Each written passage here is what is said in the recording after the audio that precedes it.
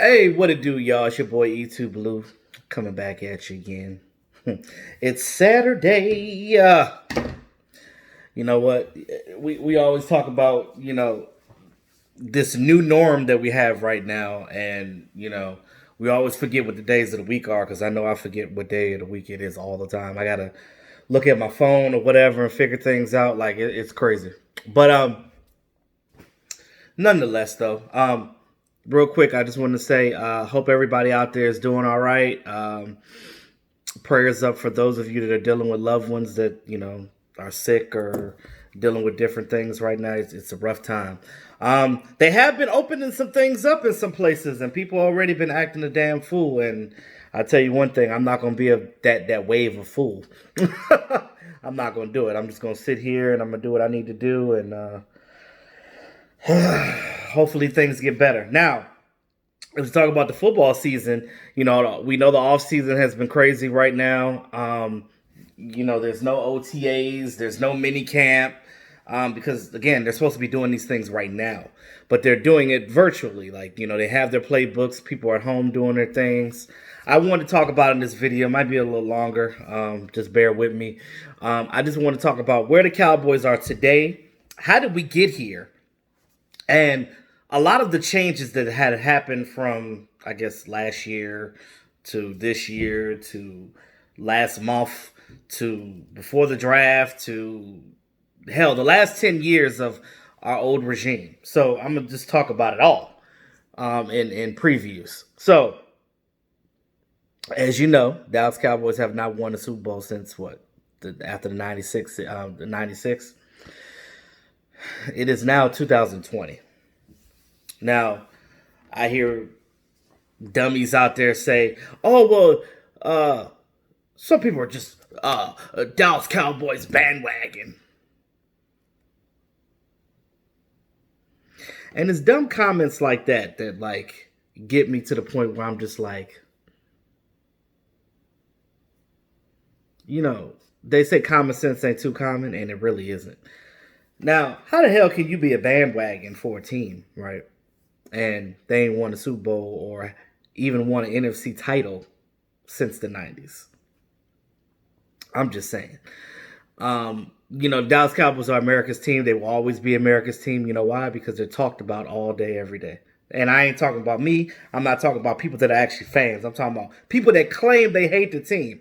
I'll tell you one thing about me, personally. If I hate something, or I don't like to use the word hate. If I dislike something, I'm not going to entertain it. I'm not going to watch it. I'm not going to do this. I'm not going to do that. Like, why? Why? Like, with the YouTube channel, I have people come in my comments saying dumb stuff. "Oh, I don't like your content, E." Okay. Well, if you don't even have to put that comment. Just don't watch it. Don't like it. Don't even dislike it. Don't watch it. Like, I don't understand that. That is the dumbest thing I've ever, like, me personally, like, I scroll YouTube all the time. I follow a lot of gamers because I like playing video games and stuff. So, like, I follow gamers. I follow people that do car restorations because, I have a 96 Impala that I'm restoring and doing different things too. So, at the same time, like, these are the things that I like to watch. I'm not going to watch something I'm not interested in. If I scroll down a list and I see it, I'm just going to keep it moving. If it don't interest me, just scroll up, keep it moving. But that's just me. Now, I thought that Cowboy fans had a little bit more sense than that.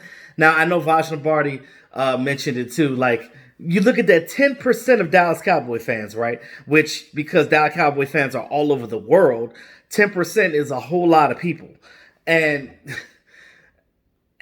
I try to get at least my base because I have a very small base right now. I'm like the lower level of all the YouTubers or whatever, so I stay in my lane. My little bit of 5,000 subscribers, as I try to broadcast to you guys and just tell you guys straight up that, I try to bring different perspectives out. Like, everybody has their opinion. I value everybody's opinion. I just want the people that say the nonsense to understand that it's nonsense, because it's one thing to have an opinion. It's just one thing to just be blatantly ignorant. So let's talk about this team. We have gone through a decade with Jason Garrett and under his regime. And I know that we've been brainwashed, and I talked about this before. We've been brainwashed under the regime for years. And we get to a point where it's like, all right, well, can we do something different? Can we, change this narrative? We've been wanting a new coach for how long now? Now, I understand why Jerry Jones kept Jason Garrett for a long time because, Jason Garrett played for the team. He's like a son to him and things of that nature. But like at some point in time, you just gotta, if it ain't working, bro, you gotta cut the ties. Now, from his standpoint, he was thinking like he wanted to prove to everybody that Jason Garrett was better than what people think he is. Now, I'll give it to Jason Garrett. He's not a bad offensive coordinator. I think that him being with the Giants now, the Giants might be a good team as far as like him being the coordinator, but him being an actual coach, I don't like Jason Garrett as a coach. I like him as a person, but I don't like him as a coach. See, Jason Garrett's issue is, when he comes into the room, remember, he's a Princeton graduate. So, and not to talk bad about Ivy Leaguers, but a lot of them have this whole genre. They know how smart they are. So when they come in the room, they think that like Jason Garrett thinks that he's the smartest person in the room. So when he puts his philosophy out in his self-conscious mind, he's thinking like, oh, this game plan is foolproof. It's going to work. I don't need to make adjustments. Because I kept wondering for years why Jason Garrett never made in-game adjustments. We go to halftime. What the hell are we doing in the locker room? Like, I always wanted to be that fly on the wall in the locker room. Like, what the hell are we doing in there? I just want to be the bee and just sting his ass. Like, what you doing in there? What you doing in here? You making adjustments? Make adjustments. Make adjustments. And I'll just be sitting there like, we come back out of halftime, I'm eating my wings and drinking my beer, and I'm like, so we're going to do the same thing that we did in the first half that didn't work, and we getting our butt whooped because we keep doing the same things over and over again? Come on. Stop it. Stop. Then, like I said, 8-8 seasons. We've had a lot of those under Garrett. Now, we wasted a lot of players' careers. Like you talking about Anthony Spencer, Marcus Spears, Jay Ratliff,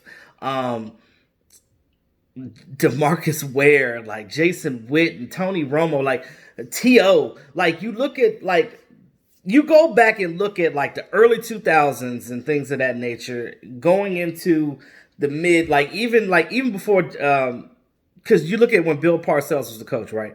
He set a standard, and Tony Romo is as good as he is, or as good as he was when he was playing.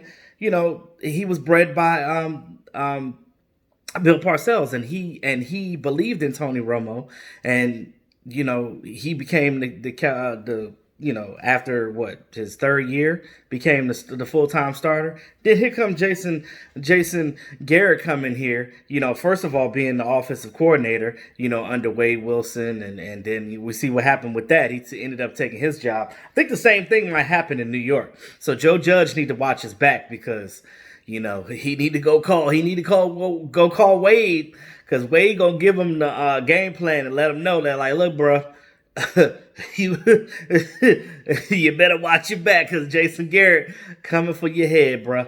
And just to see the Giants are basically they're going with Jason Garrett's. Well, obviously he's the offensive coordinator, so they have to go with his game plan. But they're going with his playbook, which is the Cowboys' old playbook. First of all, what do you guys think about that? Let me know in the comment section what y'all think about that, because that's going to be interesting, because the Giants are going to be similar to the Dallas Cowboys, how we were before.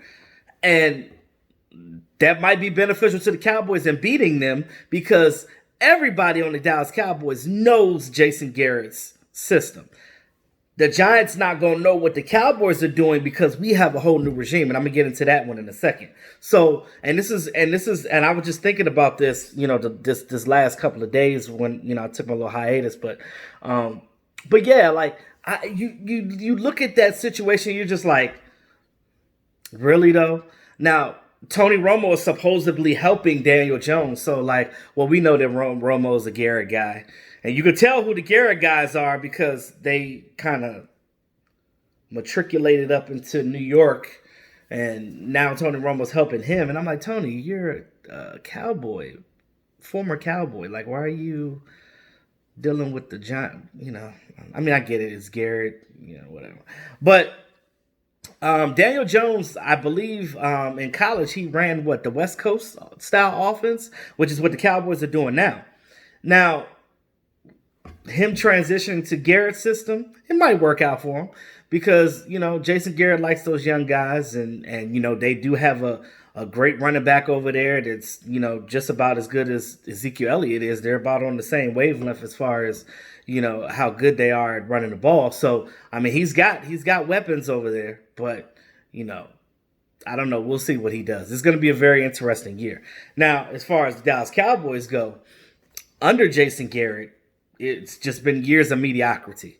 A lot of careers wasted. A lot of them. Like I said, I could go over a whole list of them, but I'm not going to do that right now. But you guys know who they are. You guys been fans. You know all these guys that's been on this team. Now, the thing that gets me is this. Now that Jason Garrett is gone, we've been hypnotized. Garrettized, I should say. Garrettized. We've been Garrettized for the last decade. And, and I know, and I could tell because you guys were saying in the comments, oh, we're not going to get this player. We're not going to get that player because this and that. Guys, what you knew and what you thought before, throw that out the window because none of that matters anymore. Only thing that matters right now is what we're doing going forward. Now, prior to the draft, we didn't know anything as far as what Mike McCarthy and Mike Nolan and this coaching staff as a whole was thinking as far as the draft goes. Now, as the draft started going, you guys already knew we've seen players drop. Who would have ever thought that we would have got CeeDee Lamb? I didn't have CeeDee Lamb on my board at all. You guys know. You guys seen my my mock draft. I didn't have CeeDee Lamb on the board at all because I knew that he was going to probably go in the top 10. Dallas Cowboys picked number 17 in the draft. I knew that the Raiders needed a wide receiver. We know the Eagles needed a wide receiver. We knew that there's a couple other teams that were down in the 49ers. So we knew that some guys in that area needed certain positions. And as I was looking at my board, I'm like, wait, CeeDee Lamb is still here. And then we see that, the Raiders got Henry Ruggs. Makes sense. Then Jerry Jeudy came off the board. Smooth route runner. Arguably the best route runner in this year's draft. Then you look at Henry Ruggs, probably the fastest wide receiver in the draft. Then you look at CeeDee Lamb, which is basically like an all-around guy. He can run routes. He can run. He can do jet sweeps. He can do everything. Special teams. He's a Swiss Army knife wide receiver. Perfect for the Dallas Cowboys and what we're doing. Perfect. So when he dropped and he was available, it was like Cowboys were already going to get Kayvon Chaisson. That was going to be the pick, whether you know that or not. Kayvon Chaisson was going to be the pick, but then, the Jaguars ended up getting him right after we didn't. So CeeDee Lamb comes up. If this was Jason Garrett's era, they would have still went with Kayvon Chaisson. They would have left CeeDee Lamb on the board if this was Jason Garrett's regime. And then the Eagles would have got him, and then we would have been pissed off.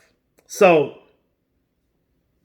that's how you know that things are different, just based off of that narrative. Then the stuff that Mike McCarthy was saying in the offseason, like right after he got selected as coach. He wants to work with Dak Prescott. He really likes Dak Prescott. He kept Kellen Moore, which says a lot in itself because he sees a young guy that can be like a Sean McVay one day, and he sees a lot of... Come on now. Mike McCarthy likes to run plays. For him to give it up, call plays. For him to give it up to Kellen Moore, he must see a lot in Kellen Moore. So, and I know a lot of fans are like, oh, I don't like Kellen Moore, blah, blah. That's because Kellen Moore was pigeonholed with this whole Garrett thing. I don't want to hear anybody tell me that coaching don't matter because it does. Look at what happened to Jared Goff. Jared Goff was almost a bust. And then Sean McVay came in and saved his whole damn career, and now he's a much better player. But we'll see the Rams up close and personal week 1 when we go play at Sophie Field at the new their new location. So under Mike McCarthy and company. Outside of Mike McCarthy, I was excited about our special teams coordinator, John Fossil, a.k.a. Bones. He's going to do a lot of things with these guys. Some of you guys don't like Chris Jones no more for whatever reason because he averaged 37 blah, blah, blah, yards or punt, whatever. I get it. You guys do understand that he was battling with an injury, right? And he still played through it. So that's that. Chris Jones ain't no sap. Go back and look at highlights of Chris Jones. That boy can tackle. He talking about fake punts. The times that Jason Garrett did it, it worked every time. You don't think that John Fossil is going to do some stuff like that? Go back and look at some old Ram special teams tape. It'll show you on their tape that John Fossil was doing a lot of these trick plays and things of that with Greg Zuerlein over there. and whatever punter that they had over there. Now, Greg Zuerlein is here. Guys, read between the lines. Like, they're setting this thing up to be something special. And if you're not excited about this season, hopefully if we have a season, you got to be excited about it. You got to be excited about it because you look at the changes they've been making. And now there are a few questionable spots, and I'll talk about those in a second. But, you know, when you look at the grand scheme of things, it's a lot to be excited about. It really is. It really is. Now, even with this defense, you know, everybody keeps saying, are we going to continue with the 4-3? We're going to do a 3-4? It doesn't matter. They're still going to have 4 down linemen, and they're going to have a hybrid back end, which they're going to do different things. If you look at what they did in the offseason with getting safeties and getting cornerbacks and the guys that they have on the roster right now, you look at these guys, and I talked about it in the previous video already about the guys that we got. All of them are press man guys. They're physical. They'll get up in your face and they'll bat the ball down and they'll take chances on getting an interception.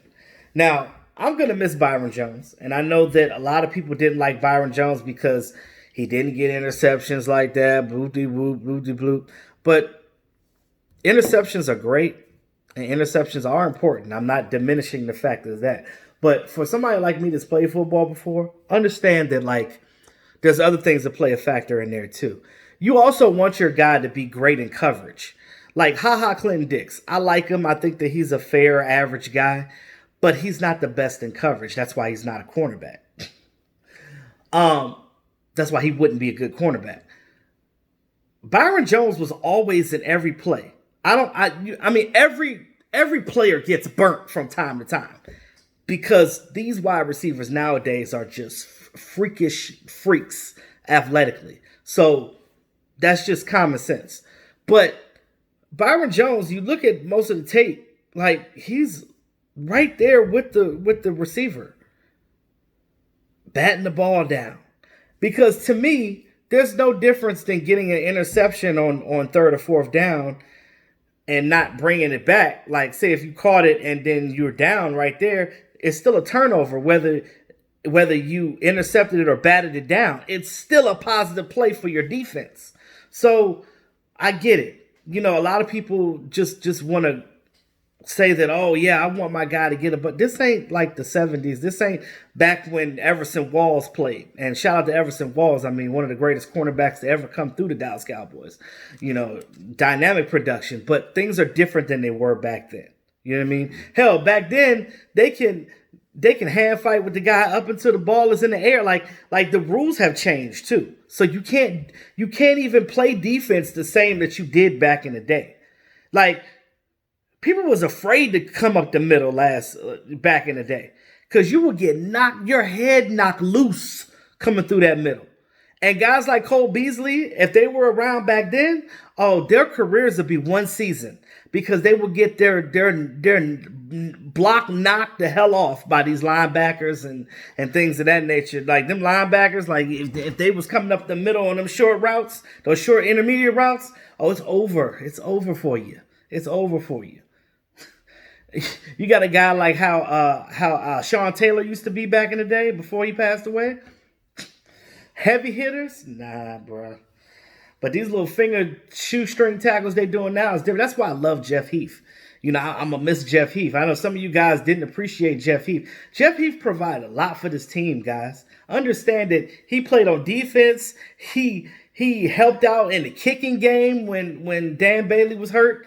You know what I'm saying? Like, he knocked out at least 3 or 4 players in this league.